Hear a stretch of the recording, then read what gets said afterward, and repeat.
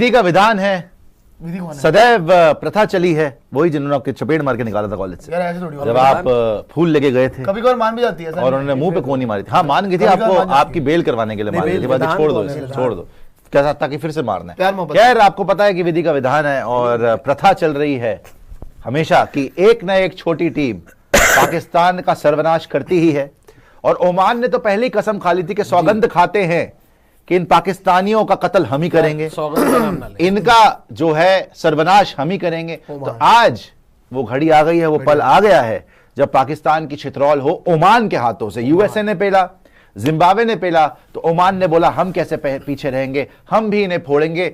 Oman के लिए लेकिन खतरे की घंटी है कि पाकिस्तान ने टॉस जीता मगर सरप्राइजिंगली पाकिस्तान ने बैटिंग करा ली। हाँ। हालांकि दुबई में सब चाहते हैं कि पहले बॉलिंग कराएं और फिर जब ड्यू हो तब चेस करे, तो ये ओवर एक्टिंग शायद पाकिस्तान को भारी भी पड़ सकती है। प्लस दलारी तो क्या दिखाएंगे, आई थिंक फुकरापना ज्यादा दिखाया गया।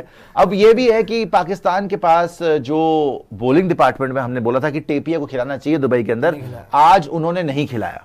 और एक जो बात आपको कहीं पे भी नहीं पता चली होगी, हम आपको टीम शीट दिखाते हैं पाकिस्तान की जो वहां पर दर्ज कराई गई है। उस टीम शीट के अंदर नंबर 3 पर मोहम्मद हारिस हैं। मोहम्मद हारिस जो नीचे बहुत स्ट्रगल कर रहे थे, छठे नंबर पे आ रहे थे, अपना बल्ला तोड़ रहे थे, अपना सर दीवार पे मार रहे थे, पत्थर के ऊपर चट्टानों के ऊपर जो है जाकर छलांगे मार रहे थे, वो आज उनका नाम टीम शीट पे तीसरे नंबर पे है। तो क्या वाकई मोहम्मद हारिस को अस्सलाम वालेकुम दोस्तों, पाकिस्तान ने ओमान के सामने 160 रन बनाए तो ये लोग समझे आज पाकिस्तान फिर से हार जाएगा, क्योंकि दोस्तों 160 रन 7 विकेटों पर कुछ ऐसे खिलाड़ी जो तो दोस्तों 2-2 या 3-3 रन बनाकर आउट होते हैं और सामने कौन है, ओमान। लेकिन पाकिस्तान ने जब जवाबी कार्रवाई की तो 67 पर पूरी ओमान को ढेर कर दिया। दोस्तों ये 50 पर भी हो सकता था, लेकिन आखिर में देखे तो अब्दुल्ला शफीक कभी शाहीन शाह अफरीदी को ला रहा था और कभी किसी और प्लेयर को, यानी कुछ न कुछ विकेटें उन्हें भी मिल जाए, उनकी इज्जत बचाने की रास में कोशिश की जा रही थी। नहीं तो ये 50 रन से ऊपर नहीं जाने वाला था। तो आखिर में खुद ही ब्लंडर करके 93 रन से पाकिस्तान जीता है, जबकि ये रन 109 भी हो सकते थे, ये बात आप भी जानते हैं। लेकिन दोस्तों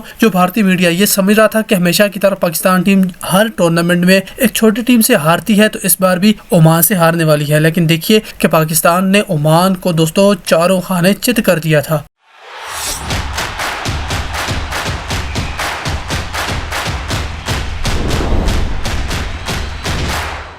खत्म हो चुका जी। It is the game of the over of the Pakistan और ये जीत चुकी है पाकिस्तान। यहां पर मजा आएगा ना। All eyes on the 14th। India ने मैसेज देना था यूएई को हरा के, इंडिया ने यूएई को हरा के बहुत बड़ा मैसेज दिया, रौंद दिया यूएई को, 57 पे ऑल आउट कर दिया। ओमान ने जरूर पाकिस्तान को पकड़ा जकड़ा, लेकिन एंड में पाकिस्तान ने भी रौंद दिया ओमान को और 67 पे ऑल आउट कर दिया पाकिस्तान ने ओमान को।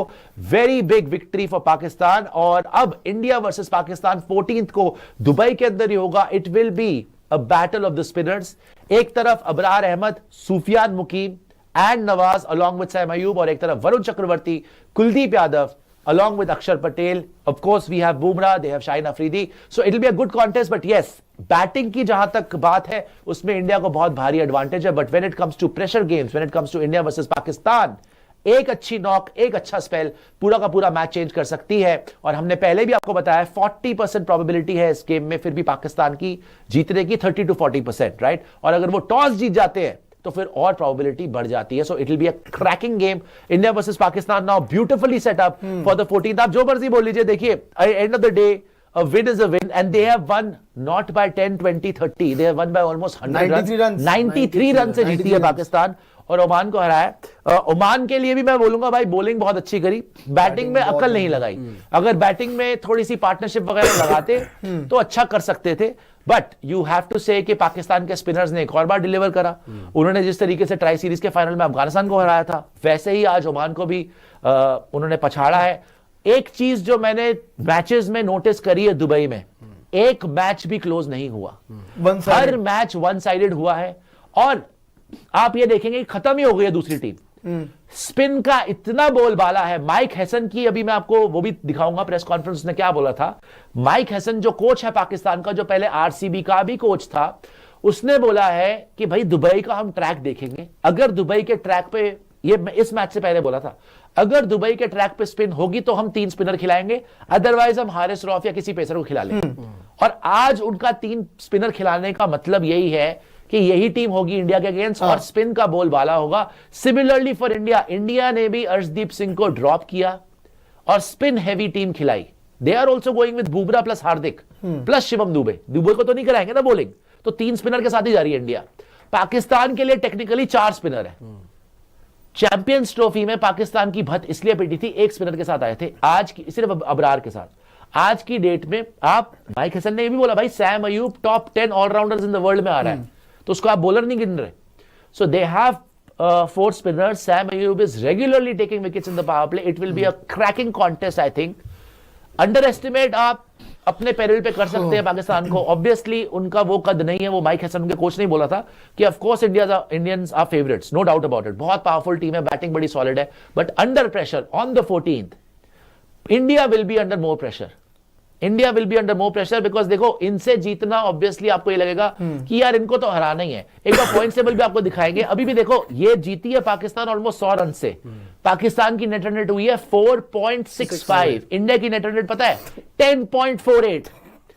तो पाकिस्तान ने डोमिनेट करा है, पर इंडिया ने डोमिनेट का भी प्यो करा है।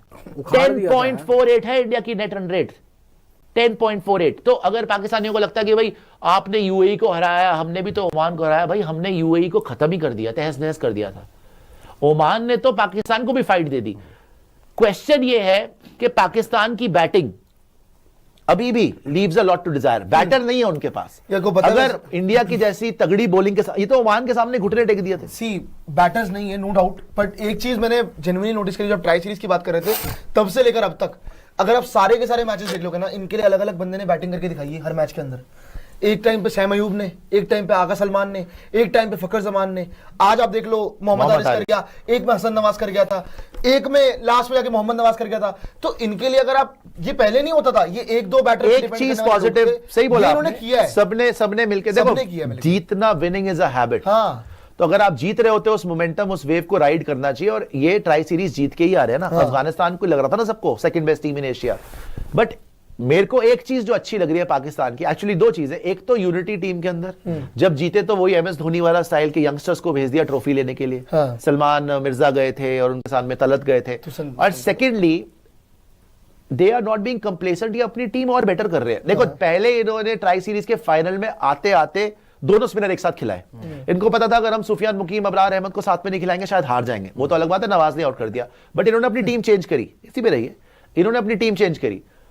और आज भी आप देखोगे कि जब एशिया कप शुरू हुआ है, इन्होंने मोहम्मद हारिस जो नीचे नहीं चल रहा था उसको 3 नंबर पे कर दिया और आज जिताए मोहम्मद हारिस ने। So what ever said and done, पूरे बैटिंग लाइनअप से बैटिंग नहीं हुई। आपने सही बोला कि आज मोहम्मद हारिस चल लिया।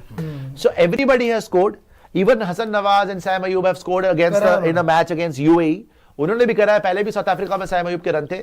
तो फॉर्म तो अच्छी लगी हुई है पाकिस्तान की, और दुबई की कंडीशंस में काफी खेल भी चुके हैं। आज भी मैच खेल लिया, ट्राई सीरीज से पहले 2 प्रैक्टिस मैच खेल चुके हैं एंड कंफर्टेबली जीते। इंडिया क्वालिटी की टीम, इंडिया क्वालिटी टीम नहीं, इंडिया क्वालिटी टीम तो दुनिया में ही नहीं है ना। हाँ, नहीं है। जब तक आप इंडिया को नहीं खेलते वो तो दुनिया में नहीं है।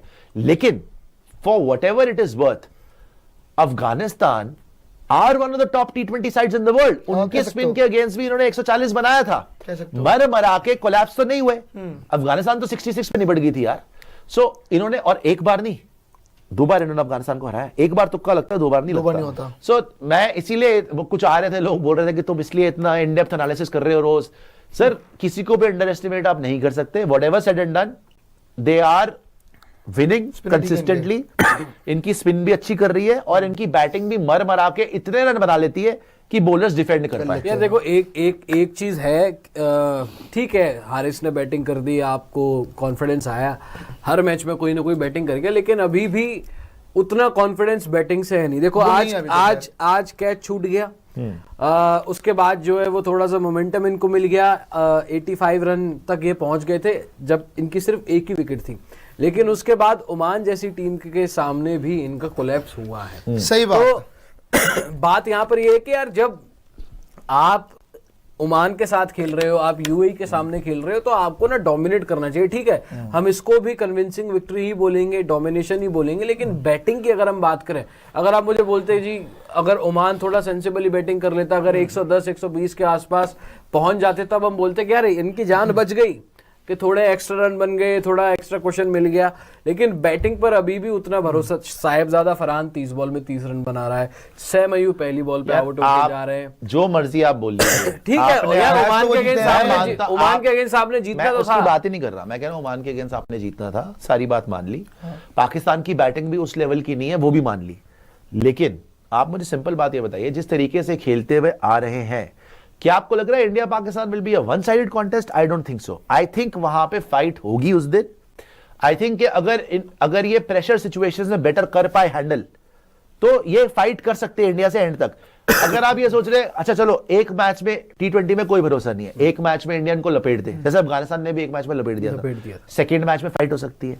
एंड चलो इंडिया तो बड़ी बात है, इंडिया के साथ खेलना भी मुश्किल है, हमारे बैटर्स अलग लेवल के, टचवुड वैसे भी बहुत मोमेंटम अच्छा है, मगर कोई बड़ी बात नहीं है कि एक बार ये हारे इंडिया से, 2 बार ये हारे इंडिया से, फिर भी फाइनल में पाकिस्तानी हो। हाँ, इनको 3 चांस मिल सकते हैं। और अगर आप कायदे से देखो, अफगानिस्तान को हरा के आ रहे हैं, इनको एशिया कप फाइनल खेलना चाहिए, चाहे हार जाए फाइनल, लेकिन एशिया कप फाइनल इनको 3 बार इंडिया के साथ खेलना चाहिए। First league stage, top 4 and then final. पर एक बात है, जिस तरीके से खेल रहे हैं, जो आपने बोला ना India Pakistan one side contest में क्या होगा, मुझे लगता है